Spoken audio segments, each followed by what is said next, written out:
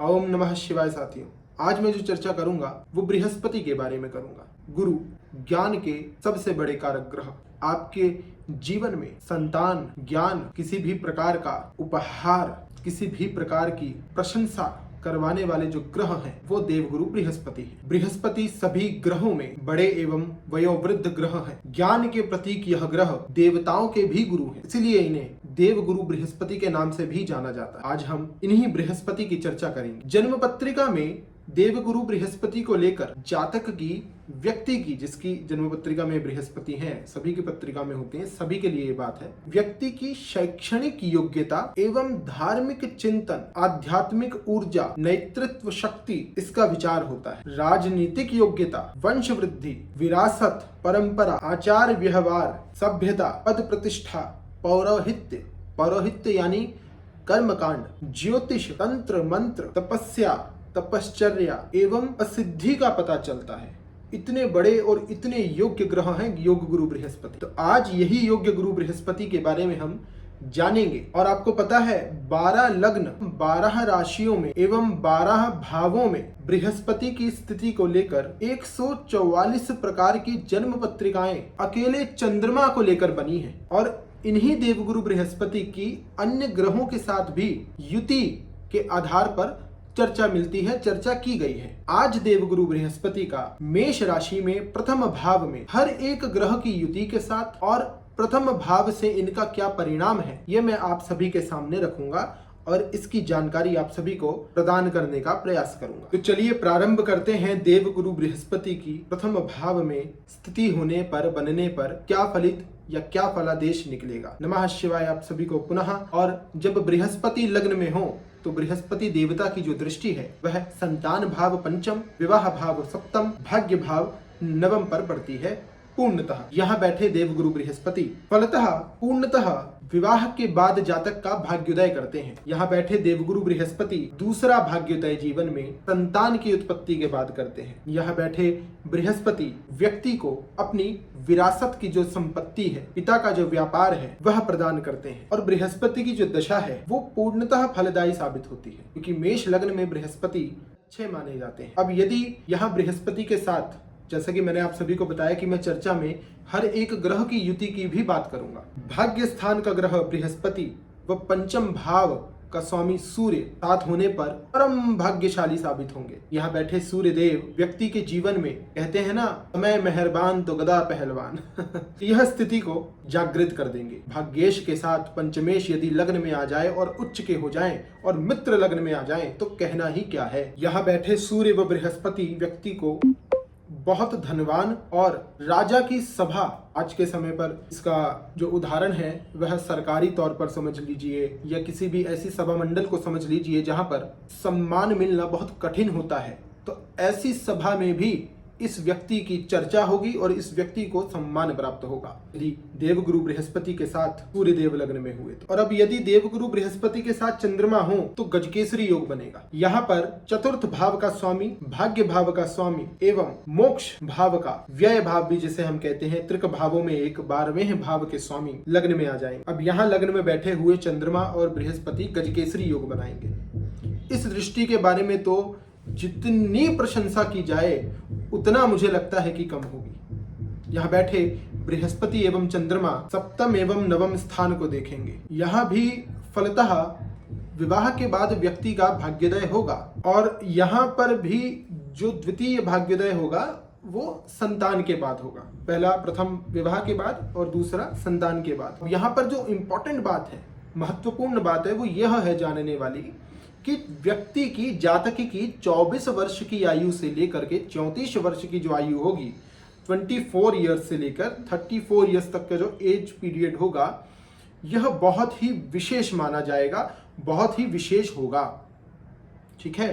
अब यहाँ लॉटरी और किस्मत लगने वाली बात यह है कि जिसकी जन्म पत्रिका में इस वर्ष देवगुरु बृहस्पति या चंद्रमा की दशा, महादशा आ जाए और आपकी आयु इस वर्ष पड़ जाए, इस बीच पड़ जाए, तो भी आपको उत्तरोत्तर वृद्धि और फल प्राप्त होगा। अब चर्चा करेंगे बृहस्पति के साथ मंगल ग्रह की। यदि मंगल ग्रह बृहस्पति के साथ आए तो वह लग्नेश होकर के लग्न में बृहस्पति के साथ युति करेंगे और अष्टमेश होकर के आकस्मिक धन लाभ, गुप्त विद्या, व्यय, हम इसको नुकसान का भाव भी मानते हैं यदि यहाँ पर भाग्य भंग दोष लगे, पर लेकिन यहाँ पर भाग्य भाव का स्वामी लग्नेश के साथ युति करता है और अष्टम का स्वामी लग्न में चले जाता है तो आयु में वृद्धि कर देता है और बहुत विद्वान स्थिति बना देता है और बहुत विद्वत्ता के साथ आयु में वृद्धि करता है। और यहाँ पर मंगल के साथ बृहस्पति रोचक योग बनाते हैं।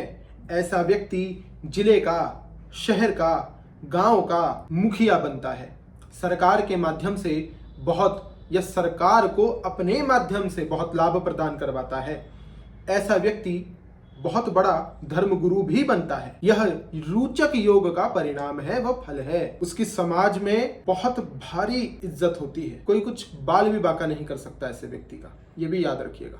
अब चर्चा करते हैं बुध ग्रह की। देवगुरु बृहस्पति के साथ पराक्रमेश तृतीय भाव का स्वामी, स्वास्थ्य के भाव का स्वामी बुध होगा। यहाँ पर बुध के साथ जब देवगुरु बृहस्पति युति करेंगे तो देवगुरु बृहस्पति व्यक्ति को, जातक को पराक्रमी, किसी भी कार्य में बहुत ही अल्प समय में विद्या का ज्ञान प्राप्त करवा देंगे। गुरु गृह गय पढ़न रघुराई, अल्पकाल विद्या सब आई। जैसे श्री राम को अल्पकाल में ज्ञान की प्राप्ति हो गई थी, जैसे बड़े बड़े अवतारों को अल्पकाल में ज्ञान की प्राप्ति हो गई थी। बुद्ध के माध्यम से हुआ जो बुद्धावतार है, वह बुद्ध को भी, सिद्धार्थ को भी अल्पकाल में विद्या की प्राप्ति हो गई थी। तो यहाँ बैठे देवगुरु बृहस्पति के साथ यदि बुद्ध आ जाए मेष लग्न में तो यह परिणाम देखने को मिलेगा। अब चर्चा करेंगे देवगुरु बृहस्पति के साथ शुक्र की। शुक्र ग्रह देवगुरु बृहस्पति के साथ धनेश बने, सप्तमेश बने।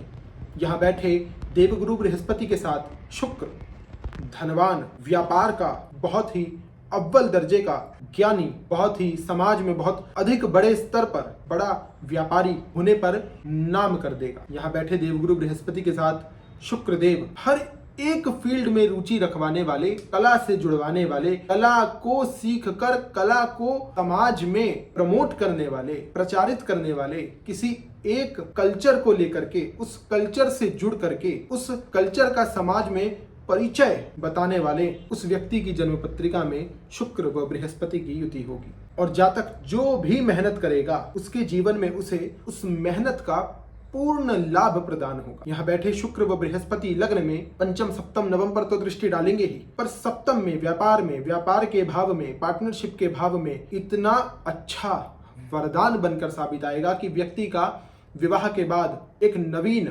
व्यापार प्रारंभ होगा। यहाँ बैठे देवगुरु बृहस्पति का शुक्र के साथ सप्तम पर जब पूर्ण प्रकाश अमृतमय दृष्टि पड़ेगी तो व्यक्ति के जीवन में विवाह के बाद जो व्यापार प्रारंभ होगा, ये होता है विवाह, जो जब भी विवाह हो जाएगा ना तो उस व्यक्ति की विवाह के बाद में एक व्यापारिक सोच जागृत होगी और वो व्यापारिक सोच से व्यापार प्रारंभ करेगा और उस व्यापार को प्रारंभ करके वो अपने पूर्ण कुल में जो उसका कुल है अभी तक का, उसमें सर्वश्रेष्ठ धनी वो ज्ञानी बन जाएगा और नामी बन जाएगा। अब चर्चा करेंगे बृहस्पति के साथ शनिदेव की। बृहस्पति के साथ लग्न में युति की।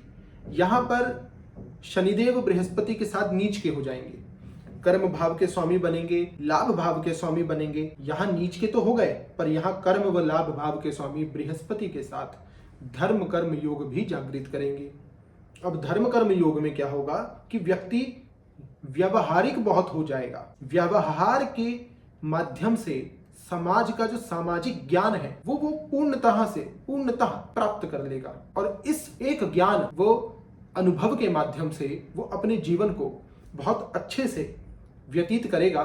ठीक है, उसके जीवन में थोड़ा परिश्रम होगा अन्य लोगों के कंपैरिजन में, पर लेकिन यह व्यक्ति सामाजिक ज्ञानी होगा। अब शनि के बाद राहु की चर्चा लग्न में बैठे बृहस्पति के साथ अगर हम करें, यदि हम भाग्येश की युति राहु के साथ बना करके इसे समझें तो आप समझिए यह भाग्य भंग दोष है, क्योंकि यह गुरु चांडाल दोष योग बनेगा और यहाँ पर व्यक्ति अपनी सूझबूझ से अच्छे और बुरे का ज्ञान नहीं रखेगा। यदि आप उसे ज्ञान देंगे, समझाना चाहेंगे भी, तो वह इसमें निर्णय नहीं ले पाएगा। यदि बृहस्पति के साथ केतु की स्थिति बने तो केतु यहाँ पर गणेश योग, नव पंचम योग जैसा महान योग बनाएंगे। भाग्येश के साथ केतु आ जाएं तो दैविक शक्तियां उसकी रक्षा करेंगी, पर लेकिन केतु बृहस्पति के साथ होने से व्यक्ति का जो व्यवहार होगा, क्योंकि यह लग्न में है, बुद्धि के स्तर पे है, बुद्धि के भाव में है, शरीर के भाव में है, आत्मा का भी भाव इसे माना जाता है। कई विद्वान इसको आत्मचिंतन का भाव भी बोल देते हैं, अष्टम के साथ जोड़कर, सप्तम के साथ जोड़कर, पंचम के साथ जोड़कर। तो आपको यह जानना है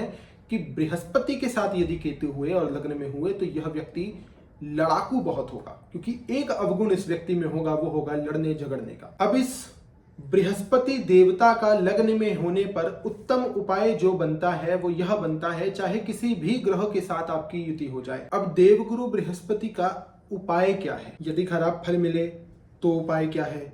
यदि अच्छा फल मिले तो वो और अच्छा कैसे मिले, तो उपाय क्या है?